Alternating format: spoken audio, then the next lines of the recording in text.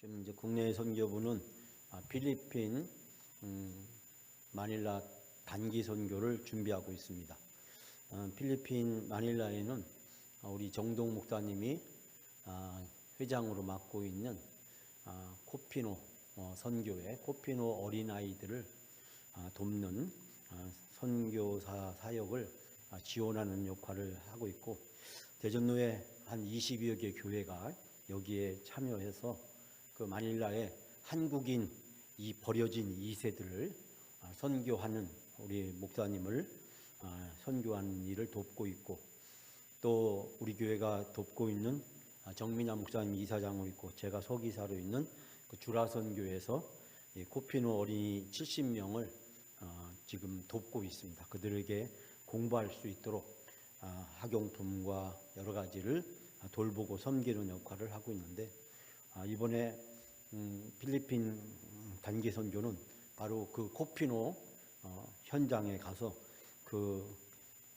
어린이들의 집을 방문하고 그들과 함께 모여서 예배를 드리고 그들을 위로하고 또 격려하는 그런 선교 프로그램, 그 필리핀의 빈민 가난한 어린아이들을 섬기고 돌보는 역할을 이번 선교 기간 동안 하려고 합니다. 여러분들 많이 기도하시고 또 참여해 주시기를 부탁드립니다.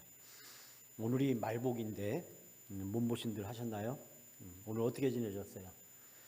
인터넷에 보면 이런 유머가 있습니다.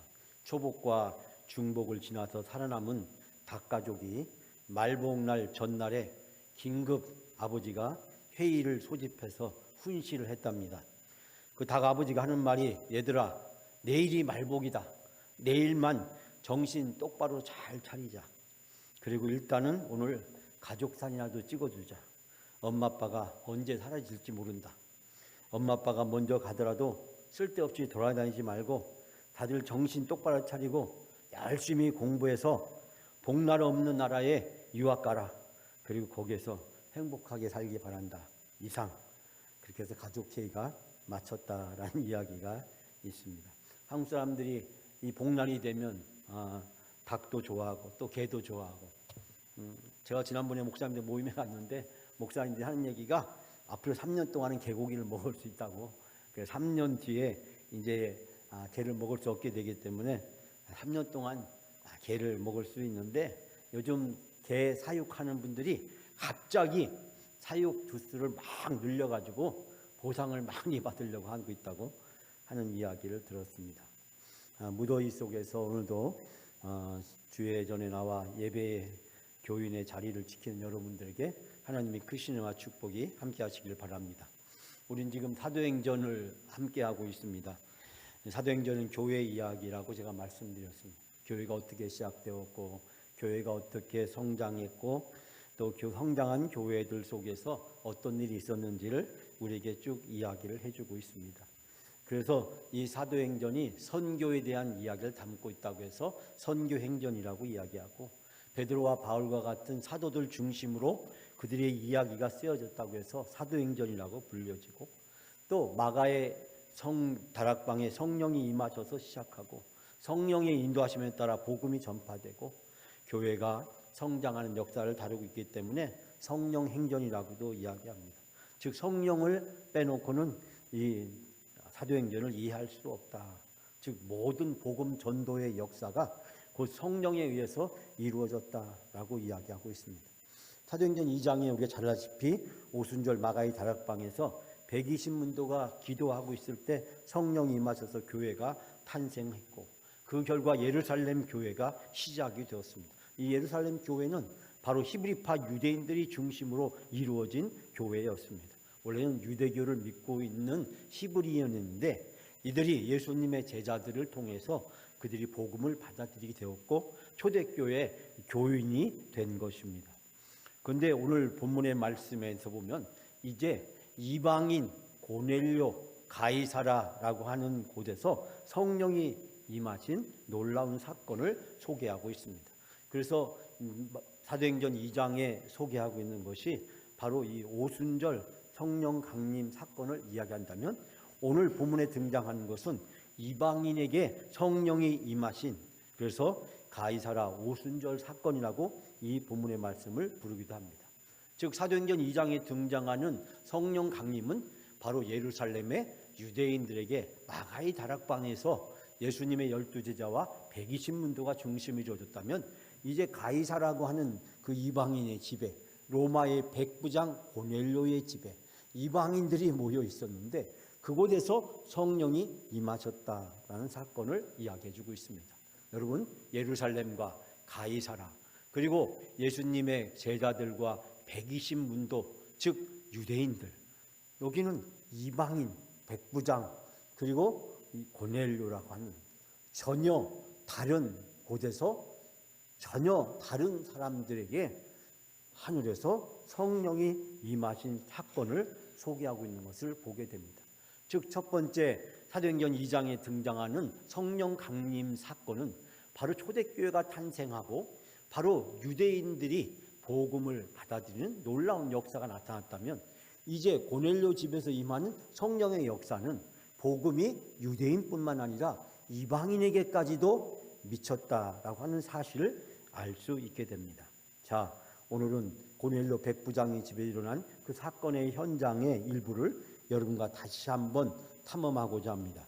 첫 번째는 복음이 선포되는 이방인에게 성령이 임하셨습니다.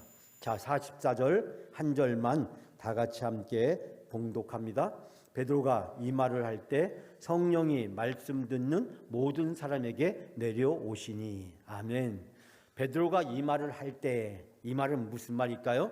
제가 지난 주일 여러분에게 말씀을 전했듯이 이 베드로의 설교였습니다. 이 베드로의 설교는 기존에 등장하는 다른 설교와 다르게 오직 예수 그리스도에게 초점이 맞춰져 있습니다. 예수 그리스도가 왜 이 세상에 오셨는지, 예수 그리스도가 무엇을 하셨는지, 그 예수 그리스도의 사역을 통해서 무슨 일이 나타났는지를 소개하면서 우리가, 즉 베드로와 그리고 함께 이 요바에서 고넬료의 집에 온 사람들이, 그 유대인들이 이 일의 증인이다라고 이야기를 하면서 바로 이 복음을 전파하고 있는 모습을 발견하게 됩니다. 여기서 이 말을 할 때, 이런 말을 하고 있을 때라고 하는 것은 바로 베드로가 복음을 선포하고 그 복음이 이제 유대인뿐만 아니라 모든 사람에게도 하나님은 구별과 차별 없이 선포되어지고, 이제 구원이 유대인을 넘어서서 모든 사람에게 전해지고 있음을 말씀으로 설교하고 있을 때, 바로 그 고넬료의 집에서 베드로의 설교 말씀을 듣고 있었을 때 바로 고넬료의 집에 성령이 임하셨다는 사실을 이야기를 하고 있습니다. 성령의 임재하심은 기독교인이 됨에 대한 중요한 징표 중에 하나였습니다. 그런데 여기에서 무엇보다도 고넬료 집에서 일어난 성령의 강림은 안수나 세례나 특별한 의식이 없이 설교를 듣고 있을 때 바로 그들에게 성령이 강림했다는 것입니다. 마가의 다락방에서도 보면 성령 강림의 역사가 아주 유사하게 나타나고 있는 것을 발견하게 됩니다. 여기서 중요한 것은 복음이 선포되고 있을 때 성령이 임하셨다는 것입니다. 이것은 하나님의 말씀의 권위와 능력을 나타내고 있는 것을 발견하게 됩니다. 예수 그리스도 그분이 선포되고 예수 그리스도 그분이 전하신 그 복음의 말씀을 듣고 있는 그때 성령이 임하셨음을 발견하게 됩니다. 즉 성령은 이방인이나 유대인이나 차별 없이 역사하시는 것을 우리는 이 본문의 말씀에서 발견하게 됩니다. 고넬료와 그의 가족들과 그 고넬료의 친구들이 어떤 특별한 형식과 의식을 갖추었던 것이 아니라 그들은 베드로가 그 집을 방문한다는 소식을 듣고 이 베드로를 만나기 위해서, 그리고 이 베드로에게 예수 그리스도의 복음을 듣기 위해서 그들이 모여진 것으로 보여집니다. 왜냐하면 이 고넬료가 베드로를 초청했다라고 하는 것은 두 가지 의미가 있는데, 첫 번째는 고넬료는 이미 하나님을 믿고 있었다라고 하는 사실입니다. 그가 하나님을 믿고 있었기 때문에 그는 바로 이 베드로를 초청하려고 했다는 것입니다. 또 하나는 이 예루살렘을 근처에서 일어났던 바로 예수님의 사건에 대해서 고넬료가 들었을 것이라는 사실을 우리는 생각해 볼 수 있게 됩니다. 왜냐하면 베드로가 바로 예수님의 사도였고 예루살렘에서 베드로가 많은 사람들 앞에서 설교했고 복음을 전파한다는 소식을 고넬료가 들었기 때문입니다. 그렇기 때문에 고넬료는 이미 유대교에 대해서 그리고 제자들을 통해서 기독교의 복음에 대해서 그가 듣고 있었다는 것입니다. 그렇기 때문에 그는 그의 가장 소중한 가족들과 그리고 그에게 가장 절친했던 친구들을 불러 모으고 욥바에 보내서 이 베드로를 초청을 하게 되는 것입니다. 물론 이 과정에서 성령이 인도하셨고 성령이 베드로에게 역사하셨고 성령이 베드로의 마음을 열어주셔서 꺼리낌 없이 이방인의 집에 가게 하셨고 고넬료도 이방인이었지만 유대인이었던 이 베드로를 초청하게 된 것도 성령의 인도하심이었다는 사실을 발견하게 됩니다. 결국 오늘 본문에서 바로 말씀을 듣고 있을 때 성령이 임재하심으로 이방인 선교에 대한 정당성을 우리에게 가르쳐주고 있는 것을 발견하게 됩니다. 사랑하는 여러분, 베드로의 설교를 듣고 있는 고넬료와 그의 가족들과 친구들은 큰 기쁨을 느끼고 있었을 것입니다. 지금까지 그들은 먼 소문으로 바로 하나님에 대한 또 예수님에 대한 복음에 대한 이야기를 듣고 있었습니다. 그런데 이제 직접 그 예수님의 제자였던 베드로를 통해서 예수 그리스도가 어떠한 분인지를 듣게 되었습니다. 예수 그리스도와 함께 생활하고 예수 그리스도에게 직접 말씀을 전해 받았던 바로 그 베드로가 자기 집에 와서 직접 설교를 했을 때 이들은 오랫동안 남의 이야기를 통해서 듣고만 있었던 예수 그리스도 그 복음을 들었을 때 고넬료와 그 자리에 있었던 사람들은 벅찬 감격과 기쁨을 느낄 수 있었을 것입니다. 이방인도 유대인처럼 구원받을 수 있다는 복음의 말씀을 그 자리에서 들었습니다. 예수님에 대한 소문만 들었는데 이제 그 예수 그리스도가 누구신지 그 예수 그리스도를 믿으면 어떤 일이 일어났는지 그들에게 가슴이 뛰고 벅찬 감격과 기쁨에 사로잡혔을 것입니다. 사랑하는 여러분, 우리가 말씀에 마음의 문이 열려 있을 때 성령은 우리를 찾아오시고 우리에게 임재해 주십니다. 우리가 주의 말씀을 사모하고 기대하고 말씀을 받아들이면 성령이 임재하시고 성령의 충만한 역사가 나타나게 될 줄 믿습니다. 사랑하는 여러분, 말씀을 붙들고 기도하며 그 말씀에 의지하여 나를 순종하며 나가게 될 때 하나님은 성령을 통해서 우리의 마음에 감동을 주시고 성령을 통해서 우리를 이끌어 주실 줄 믿습니다. 사랑하는 여러분, 영광 고넬료 그는 말씀을 사모하고 성령의 충만함을 받았습니다. 오늘도 우리 모두가 영광 고넬료처럼 말씀을 사모하고 말씀에 의지하여 기도할 때 하나님이 우리에게 성령을 부어주실 줄 믿습니다. 두 번째는 이방인들에게도 성령이 선포되자 깜짝 놀랐다는 말씀입니다. 자, 45절 46절 두 절만 다 같이 함께 봉독합니다. 베드로와 함께 온 할례 받은 신자들이 이방인들에게도 성령 부어주심으로 말미암아 놀라니 이는 방언을 말하며 하나님 높임을 들음이로라. 아멘. 신자가 된 유대인들 그들이 베드로와 함께 왔던 사람들을 이야기합니다. 그들이 성령의 선물이 이방인 사람들에게 내려오는 것을 보고 깜짝 놀랐다라고 이야기를 하고 있습니다. 그들은 유대인이었지만 유대교의 신자들이었지만 그러나 베드로를 통해서 또 사도들을 통해서 예수 그리스도의 복음을 받아들이게 되었습니다. 그들은 유대교에서 이제 기독교인이 된 것입니다. 그런 바로 이 유대인 출신의 기독교인들이 바로 이방인 사람들에게 성령이 역사하는 것을 보고 깜짝 놀랐다라고 이야기하고 있습니다. 더 나아가서 바로 그 자리 고넬료의 집에 있었던 그 가족들과 친구들이 방언으로 말하는 것을 보고 또 하나님을 높이 찬양하는 것을 두 눈으로 똑바로 목격하게 되었습니다. 고넬료의 집에 동행했던 예루살렘 히브리파 기독교인들이었습니다. 그들은 이방인들에게 성령이 임하는 모습을 보고 큰 충격을 받았고 오랫동안 간직해왔던 유대인들에 대한 절대적인 신념이 무너지기 시작했습니다. 구원은 오직 유대인에게만 임한다라고 생각했기 때문에 성령도 유대인에게만 임한다라고 생각했고 방언도 유대인만이 할 수 있는 것으로 그들은 받아들여 왔습니다. 수천 년 동안, 수백 년 동안 지켜왔던 유대인에 대한 절대적인 신념이 그들에게 무너지는 순간을 목격하게 되었습니다. 그렇기 때문에 비록 기독교를 받아들였지만 그들은 할례를 받아야 된다고 생각하는 그런 사람들이었습니다. 정통 유대인들, 요바에서 베드로와 함께 이곳에 동행했던 사람들, 비록 기독교로 개종했지만 여전히 율법을 지키며 할례를 고수하고 있던 그들에게 바로 이방인들에게 내려진 이 성령 강림과 그리고 방언과 그들의 찬양은 그들로 하여금 큰 충격을 주었습니다. 그 놀라움과 충격은 할례를 받지 않고도 이방인도 구원을 받을 수 있다라고 하는 놀라운 사실이 그들에게 받아들이기 시작했다라고 하는 사실입니다. 사랑하는 여러분, 오늘 본문의 말씀에서 기독교에 대한 유대인들까지 또 이제 이방인의 구원에 대해서 회의적인 생각을 가지고 있었지만 그러나 그 생각이 무너져가고 있음을 발견하게 됩니다. 왜냐하면 이들이 받았던 충격은 이제 11장 이하에서 등장하는 예루살렘 교회의 큰 화두로 등장하게 되고, 이 예루살렘 교회는 이 문제를 가지고 심각한 토론과 회의를 거치게 되는 것을 알 수 있게 됩니다.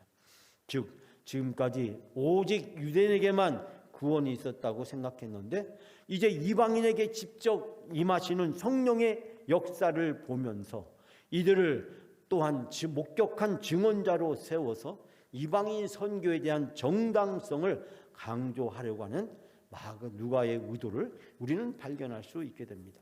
사랑하는 여러분, 이방인의 구원과 선교에 대한 놀라운 전환점이 바로 이 가이사랴 고넬료 집에서 성령이 임하신 사건으로 이루어지고 있는 것을 보게 됩니다. 사도행전의 큰 변화가 바로 이 말씀에서 시작되고 있는 것입니다.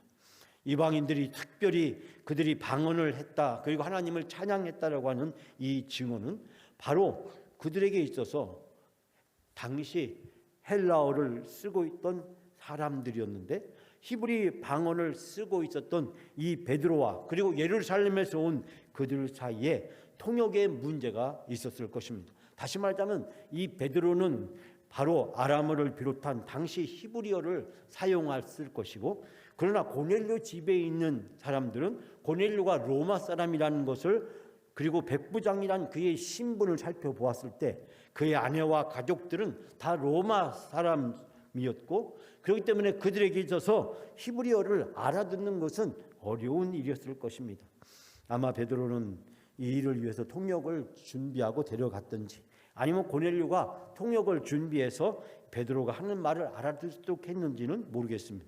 그러나 중요한 것은 바로 이들에게 방언이 일어나고 성령의 충만한 역사의 결과로 놀라운 일이 시작됨으로써 더 이상 통역을 해야 될 필요가 없어지게 되었다는 사실입니다. 즉 성령 강림의 역사는 바로 이들에게 있어서 놀라운 사건을 가져왔고, 그들에게 특별히 통역이나 이런 수단이 없이도 소통할 수 있는, 베드로의 설교를 알아들을 수 있게 되는 놀라운 일들이 일어났다는 것을 발견하게 됩니다. 사도행전에 보면 곳곳에서 이 성령 충만과 그리고 방언의 현상에 대해서 이야기를 하고 있는 것을 발견하게 됩니다. 그런데 다른 곳에서는 성령이 임했을 때 이 방언도 하게 됐다는 기록을 그렇게 찾아볼 수가 없는데, 오늘의 본문의 말씀에서는 바로 이방인의 집에서 이런 성령과 방언의 역사가 나타나는 것을 보게 됩니다. 그 이유가 어디에 있을까라고 이 본문의 말씀을 살펴본 모든 학자들은 공통적으로 지적하는 말이, 만약에 고넬료의 집에서 방언 현상이 없었다면 베드로의 일행은 오순절과 똑같은 성령 충만으로 인정하지 않았을 것이라는 거예요. 즉 사도행전 2장에서 마가의 다락방에서 120문도와 예수님의 사도들이 기도하고 있을 때 하늘에서 성령이 강림했고, 그 성령의 충만을 받은 그들이 남대에 나가서 방언으로 예수 그리스도의 부활을 증거하게 되었다는 사실입니다. 즉 오순절에 마가의 다락방에 있었던 그 예루살렘 교회를 탄생시켰던 성령 강림의 역사가 이제 똑같이 이 고넬료의 집에서 재현됨으로써 고넬료 집에서 이루어진 이 성령 강림의 사건이 바로 예루살렘 교회를 탄생시킨 것과 마찬가지로 이방인 교회를 탄생시키는 위대한 초대교회 역사의 대전환이 이루어지는 것을 확증해주고 있다는 사실입니다. 즉 고넬료 집에 성령이 임하시고 방언의 역사가 일어나게 된 것은 바로 하나님께서 이루신 일이고 하나님께서 주도한 일이고 하나님께서 성령을 보내셨고 하나님께서 이방인도 구원받아야 된다는 명백한 사실을 하나님이 증언하고 있다는 사실을 우리는 여기서 발견할 수 있게 됩니다. 사랑하는 여러분, 하나님이 유대인 예루살렘 초대교회에 성령을 내리신 것처럼 이제 이방인 고넬료 집에 성령을 내리셨습니다. 베드로와 히브리파 유대인들을 증인으로 세워서 부인할 수 없는 증거를 만들고 이방인 구원에 대한 명백한 하나님의 뜻을 확증해 주고 있는 것을 발견하게 됩니다. 오늘날 현대교회 안에서도 구별과 차별이 없어지지 않습니다. 대전에 있는 새로남 합동 측 교회가 작년 가을에 새로남교회에서 총회를 하고 새로남교회 오정호 목사님이 합동 측 교단의 총회장이 되었습니다. 우리 아시피 1960년대 초반에 대전 중앙장로교회에서 합동과 통합이 분열하는 그 쓰라린 아픔의 역사가 바로 이 대전에 있습니다. 당시 교회사가 민기연배 교수에 의하면 중앙장로교회에서 장로교 교단 총회가 열렸는데 바로 그곳에서 이 WCC 문제를 가지고 의견의 차이가 생겼습니다. 그 의견의 차이를 생겼을 때 WCC를 지지하고 인정하는 쪽이 통합이고 WCC를 반대하는 쪽이 합동 측이었는데 그때 이 중앙장로교회 사찰 집사가 신발을 벗어서 이 통합 측 목사들을 WCC를 인정하고 수용한다고 주장하는 그 통합 측 목사들을 이 신발을 벗어서 때리면서 이 마귀 새끼들이라고 교회에서 내쫓았다라는 그런 서글픈 역사의 기록이 야사처럼 전해져 오고 있습니다. 어디까지가 사실인지 확증할 수 없으나 그 이후로 서울에서 연동교회와 숭동교회에서 각각 장로교회가 분열된 총회를 따로 열게 되고 통합과 합동으로 갈라지게 되는 그런 안타까운 역사의 과정을 겪게 됩니다. 그런데 바로 작년 가을에 바로 대전 새로남교회 목사님이 이제 합동측 이 총회장이 되었습니다. 그런데 거기에서 다뤘던 중요한 쟁점 중에 하나가 뭐냐면 여자 전도사를 설교할 수 있는 강도권을 허락할 거냐 말 거냐 가지고 논쟁이 벌어졌습니다. 평소에 제가 보니까 오정호 목사님은 여성에 대해서 그렇게 반대하지는 않는 것 같습니다. 그래서 여성의 강도권을 주자라고 하는 주장 측의 입장을 실었다가 그 결의를 다 했는데 그 다음날 다시 총회에서 난리가 나서 그것을 철회하는 그런 과정을 벌였습니다. 그 이유는 여자에게 강도권을 허락하면 결국 나중에는 여자를 목사 안수를 줘야 될 일이 생기게 될 것이다. 우리 아시피 합동측 같은 경우는 여성을 장로나 목사로 세우지 않고 있지 않습니까? 어떻게 보면 합동측 교회들도 보면 특히 우리 새로남 교회도 보면 이 복음이나 찬양이나 이런 면에서 굉장히 마음이 또 교회가 선교하고 전도하는 자세가 열려져 있지만 그러나 유난히 여성에 관한 문제에 있어서는 아직도 여전히 차별적인 입장에서 벗어나지 못하는 안타까운 모습을 보게 됩니다. 1970년대까지라도 미국에서 흑백의 문제는 여전히 차별적으로 존재하고 있고 지금도 미국 사회에서 흑인 대통령이 나왔지만 여전히 여성에 대해서 또 인종에 대해서 또 민족에 대해서 차별적인 것이 존재하고 있는 안타까운 모습들을 발견하게 됩니다. 남녀에 대한 차별, 지역과 문화와 인종과 국가에 대한 차별이 아직도 이 지구상에 광범위하게 존재하고 있음을 발견하게 됩니다. 어떻게 보면 성숙하지 못하고 미개한 수준의 차별과 구별이 아직도 벗어나지 못하고 교회 안에서 바로 그와 같은 잘못된 구분들이 아직 벗어나지 못하고 있는 안타까운 모습들을 발견하게 됩니다.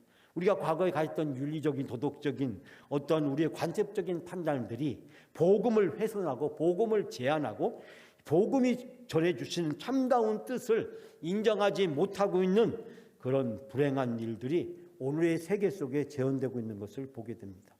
그리스도 예수 복음 안에서 어떠한 차별도 구별도 제한도 가능하지 않습니다. 이는 예수 그리스도의 이름을 봉인하고 하나님의 권능을 가로막는 것이기 때문입니다. 예수 그리스도의 복음 안에서 하나님은 모든 사람에게 동일한 은혜와 축복을 내려주시는 줄 믿습니다. 여러분, 예수 그리스도의 복음으로 모든 것을 품고 모든 것을 감싸고 모든 대상들이 하나님의 은혜를 함께 누릴 수 있도록 하는 것, 우리 교회도 그런 성숙한 문화가 뿌리를 내려야 될 줄 믿습니다. 세 번째는 이방인들에게 세례를 베풀었습니다. 자, 47절 48절 마지막으로 다 같이 함께 봉독합니다. 이에 베드로가 이르되 이 사람들이 우리와 같이 성령을 받았으니 누가 능히 물론 세례 베품을 금하리오 하고 명하여 예수 그리스도의 이름으로 세례를 베풀라 하니라. 그들이 베드로에게 며칠 더 머물기를 청하니라. 아멘. 이 사람들도 우리와 마찬가지로 성령을 받았으니, 누가 하는 말입니까? 베드로가 하는 말입니다. 베드로가 이 사람들도 우리와 마찬가지로 성령을 받았으니, 우리가 마가의 다락방에서 성령을 받았듯이 이제 고넬료 집에서 성령을 받았으니 그들에게 물로 세례를 주는 일을 누가 막을 수 있겠느냐, 그렇게 이야기를 하고, 이제 그 베드로와 함께 동행해서 왔던 그 예루살렘 히브리파 기독교인들이 바로 그들에게 예수 그리스도의 이름으로 세례를 베풀게 됩니다. 그리고 나서 그 고넬료와 그의 가족과 친구들은 베드로에게 며칠 더 그 집을 머물기를 청하였다라고 이야기를 하고 있습니다. 여러분, 성령이 임하신 구체적인 이 사건의 증거가 바로 세례로 나타나는 것을 보게 됩니다. 성령은 임하셨지만 그들이 세례를 받음으로써 이제 그들이 구원받았음을 확증하게 된 것입니다. 이방인 선교와 전도의 문제에 있어서 중요한 이정표가 바로 이 고넬료의 집에서 세워지게 된 것입니다. 성령 받는 것은 기독교인이 되었다는 가장 확실한 증표를 말하는데, 그들이 세례를 받았다는 것은 곧 바로 그 예수 그리스도를 통해서 구원받았다는 것을 하나님과 공동체 앞에서 인정하고 고백하는 것입니다. 사랑하는 여러분, 오늘의 본문의 말씀에서 바로 하나님의 놀라운 복음의 역사가 이제 이방인에까지 온전히 이루어졌음을 발견하게 됩니다. 그들이 성령을 임하고 방언을 하고 세례를 받게 되었습니다. 이제 이방인도 기독교인이 될 수 있으며 유대인이 되는 의식의 절차를 밟지 않고 이제 그들도 구원받을 수 있으며 함께 교제할 수 있음을 이 본문의 말씀은 나타내주고 있습니다. 특별히 48절 말씀에 저희가 베드로에게 수일 유하기를 청하니라. 지금 바로 이 이방인들이 유대인이었던 베드로와 그 집에서 수일 동안 함께 먹고 마시고 잠을 자며 교제하게 됨으로써 이 유대인과 그리고 이방인 사이에 있어졌던 이 벽이 완전히 하나로 허물어지고 하나로 그들이 성령을 통해서 하나로 이어져 가는 놀라운 역사를 우리는 여기서 발견하게 됩니다. 즉 이제 유대인과 그리고 이방인이 예수 그리스도의 복음을 통해서 한 형제가 되고 한 자매가 되고 한 가족이 됨으로써 지금까지 유대교인들이 지키고 왔던 바로 그 이방인에 대한 모든 선입견과 차별과 편견의 벽이 다 무너지고 이제 구원의 대상이 될 수 없다고 간주했던 그 이방인이 같이 구원을 받을 뿐만 아니라 한 가족이 한 형제가 되는 놀라운 사건을 보여주고 있기 때문입니다. 여러분, 복음은 모든 담을 허뭅니다. 모든 차별을, 모든 구별을 부정합니다.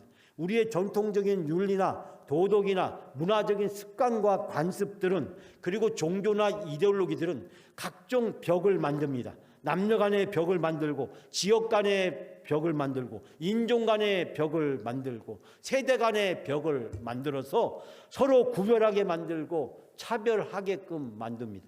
그러면서 공동체 속에서 서로 한 가족임을, 한 형제이고 자매임을 부정하게 만들어져 왔습니다. 우리 고대부터 현대까지 존재하는 많은 종교들이, 또 많은 도덕과 윤리라고 하는 것들이 이런 구별과 차별을 정당화하며 인간을 때로는 억압하고 고통 속에 이끌어왔던 수없이 많은 역사적 지난날의 결과들을 우리 너무나도 잘 알고 있습니다.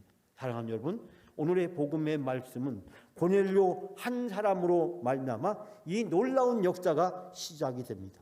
그리고 베드로 한 사람을 통해서 하나님은 성령을 보내시고 그 성령을 통해서 이 차별과 구별을 허무시고 모든 사람이, 심지어 유대인이나 이방인이 한 형제와 자매가 되는 놀라운 역사를 나타나는 것을 보게 됩니다.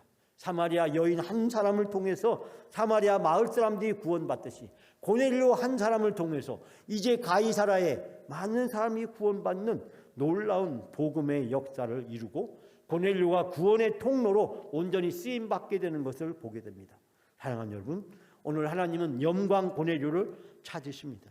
영광 고넬료, 하나님이 찾으시는 한 사람, 그 한 사람을 통해서 여러분 가정이 복음화되고 여러분의 직장이, 여러분의 사회가, 여러분이 만나는 모든 친구와 관계를 맺고 있는 사람들에게 예수 그리스도의 복음이 전해지고 구원의 놀라운 역사가 이루어지기를 원하십니다. 하나님은 바로 우리를 통해서 이 구원의 통로로 우리를 사용하기를 원하십니다.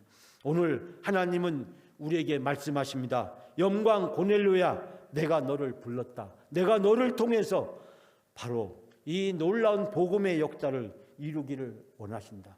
사랑하는 여러분, 오늘 나를 통해서 우리 가족과 이웃과 친척과 친구들과 내가 가는 곳마다, 있는 곳마다, 만나는 곳마다 모든 차별과 구별과 담이, 경계가 허물어지고 예수 그리스도의 복음을 통해서 구원받는 그 놀라운 복음의 역사에, 복음의 통로로 여러분이 쓰임받기를 주님의 이름으로 축원합니다.